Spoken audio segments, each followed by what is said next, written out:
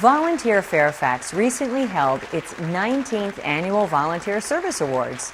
More than 500 community and business leaders gathered at the Waterford in Springfield to honor 152 nominees from Fairfax County.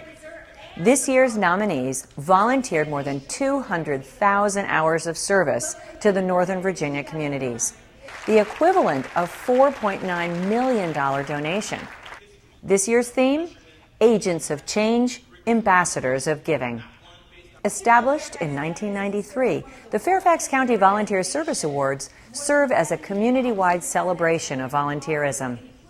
The awards honor individuals, groups, and organizations who have given outstanding volunteer service through a broad range of activities and programs.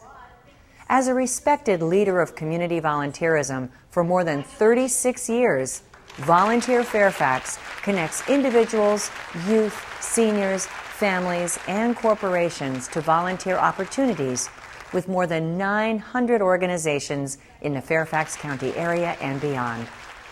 10 individuals at this year's event were recognized by members of the County Board of Supervisors with a Community Champion Award.